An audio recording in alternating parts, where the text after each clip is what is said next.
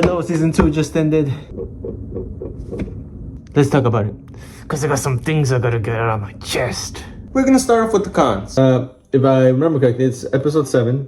The end of episode 7. This is my biggest complaint. Daredevil letting Bullseye go free. I hate it. It's awful. I don't know how else to put it. Alright. If I may, hate is a strong word. I really don't like it. But I'm not taking it back. At the end, Daredevil's like, yo, I hate you. I want to kill you. But I know that Feige want me to forgive you. And I gotta forgive you. Also, I'm Catholic, so I gotta do it. And Daredevil's like, yo, I'm gonna let you go. But you gotta do something for me. Bullseye's like, you know I can't keep any promises. If I was there, I'd be like, huh? Yeah, but you're getting locked up. You're getting locked up. I mean, to be honest, knowing the guy, knowing what he's capable of, knowing that he just kills people on a whim and thinks he's saving the day. Well, he used to kill people on a whim. Now he just kills the bad guys. Like, well, what is that? What that is like so like not like Matt Murdock. That's like replacing Bullseye with Punisher and putting him in front of Daredevil. And Daredevil telling Punisher, all right, I'm gonna let you go free. I'm gonna let you kill people. Yeah, buddy. Not happening on my watch. Daredevil is complicit in murder. And even though that dude who tried to kill the governor ended up surviving, he definitely didn't spare the lives of those ABTF soldiers in the little warehouse. So he still killed. Yo. Did we not see season 2 of the Netflix show? They had this conversation. Daredevil will not let Punisher kill. But dude, like that doesn't make any sense. You know I can't make any promises. Like dude, what? Now, does it ruin the show for me?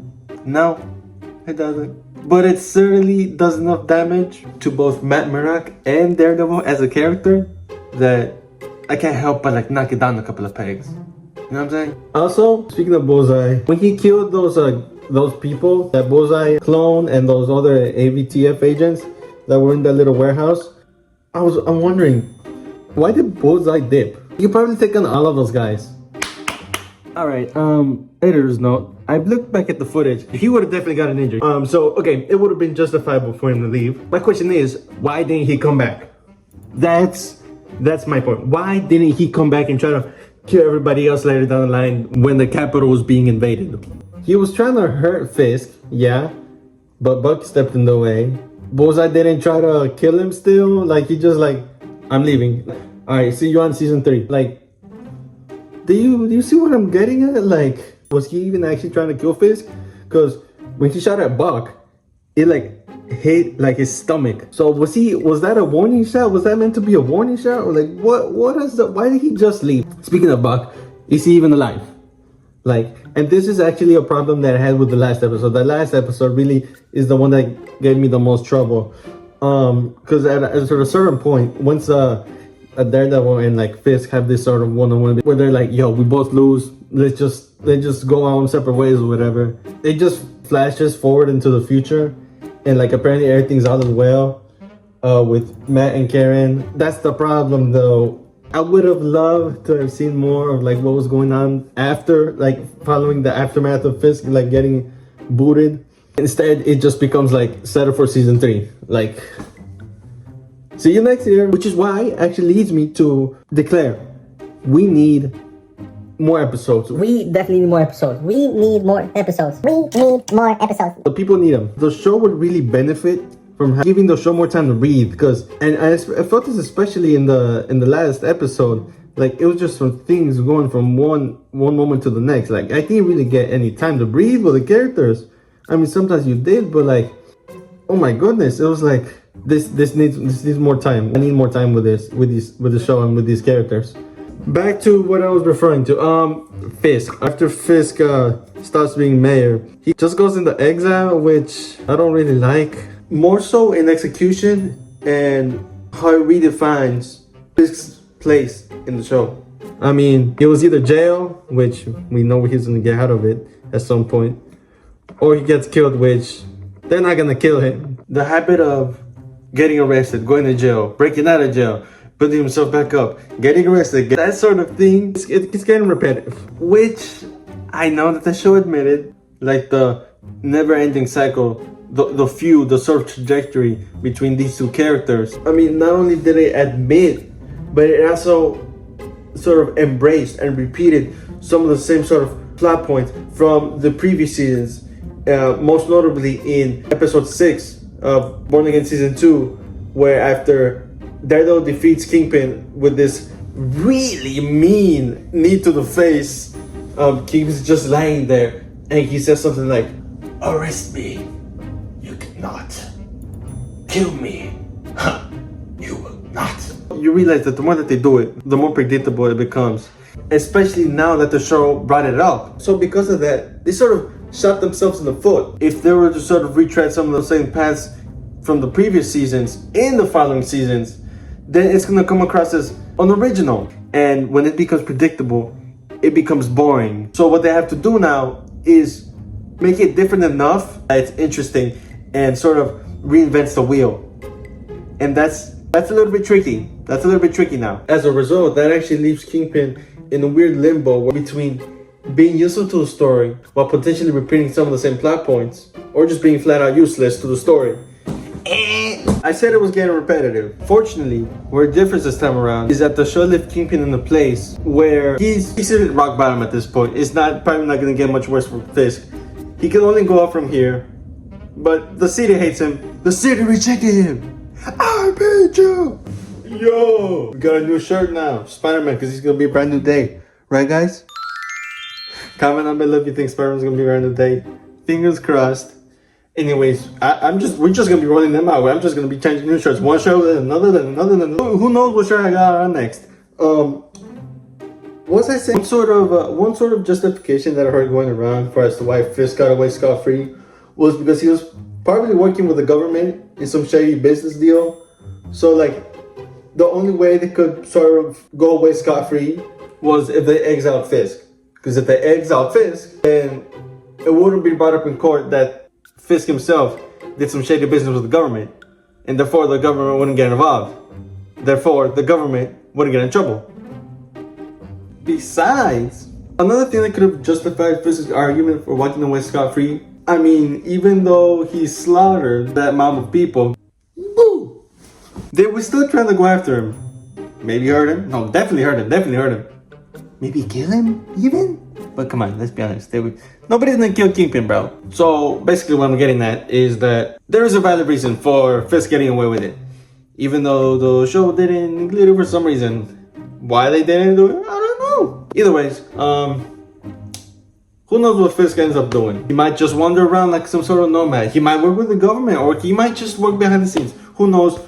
Whatever it is, I'll be looking forward to it. Cause it's Kingpin, baby. Tell me. I love seeing Kingpin on screen.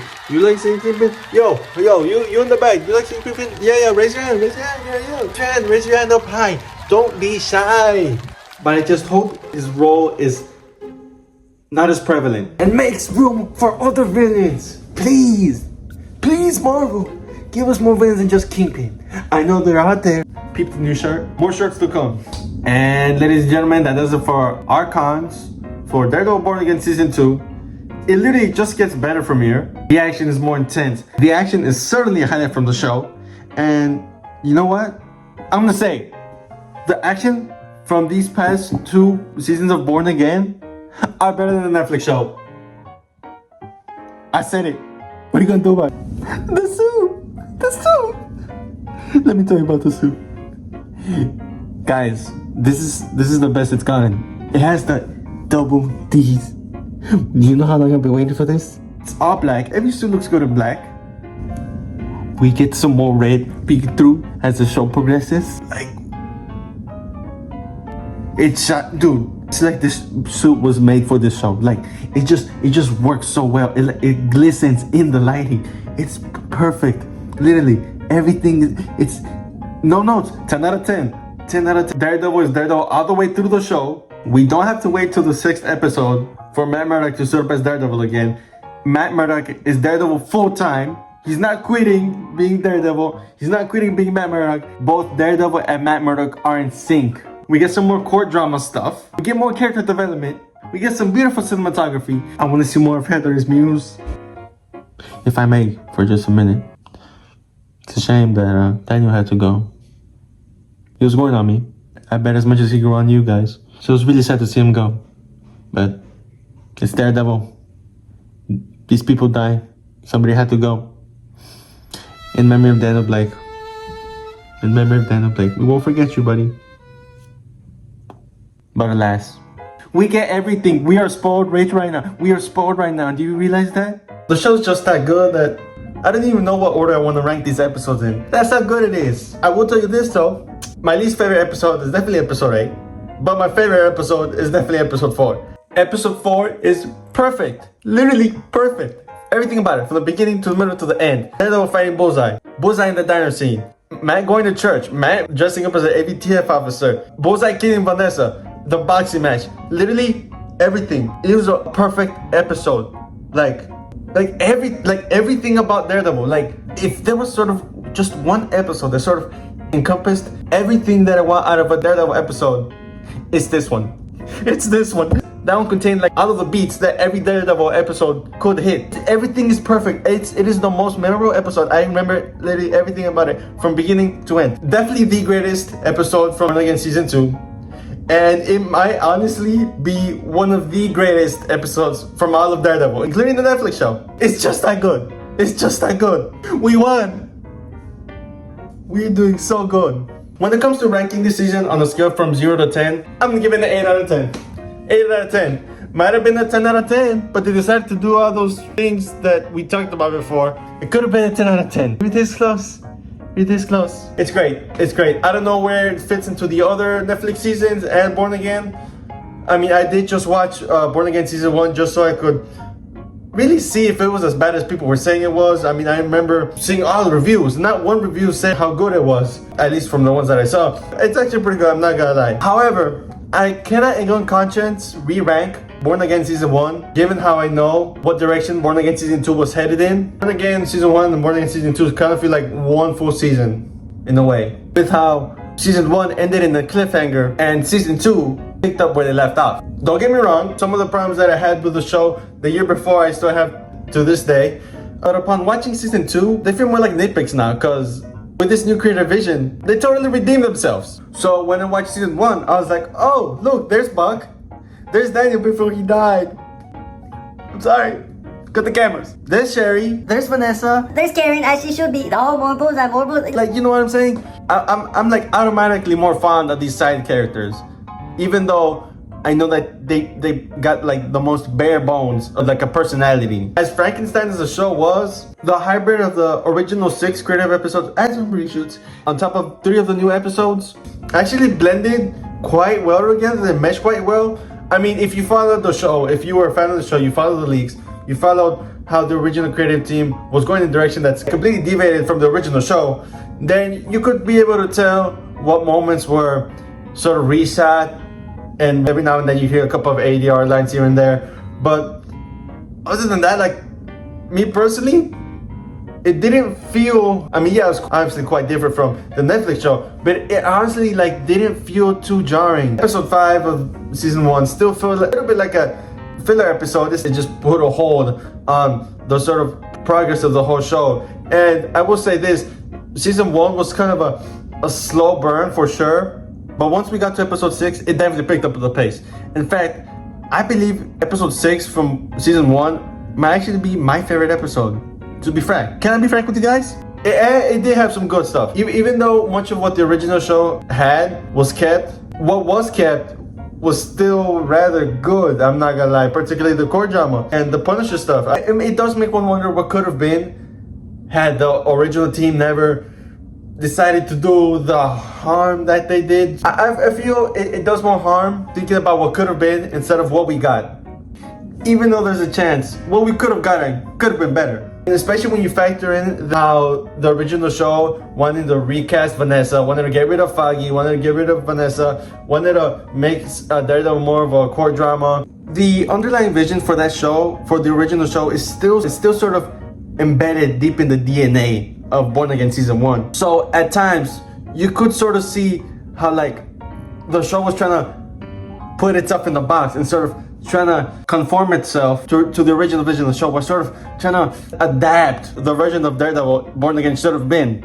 I feel like taking that into account, you can't sort of help but like not already coming to the show, not really like being too receptive of it, not liking it too much already. So when you just look at it, when you just look at season 1 for what it is and not for what it could have been, it's actually kind of peak. I'm not gonna lie. Again, I'm definitely biased because I just came off of watching Born Again Season 2. Once I finished Born Again Season 2, I jumped right back into Season 1. I binged it in like 2 or 3 days. So, with my last short change of the video, other than that does it. Please, tell me what you think. Is it valid? Am I not valid? If you disagree with me, tell me. If you agree with me, tell me. Just tell me everything you thought about Born Again, the state of the show, everything Daredevil related, let me know. I want to conversate with you guys. I'm here all day. Anyways, goodbye. Till next time, I'll see you next year in Season 3. Oh my goodness. Bye-bye.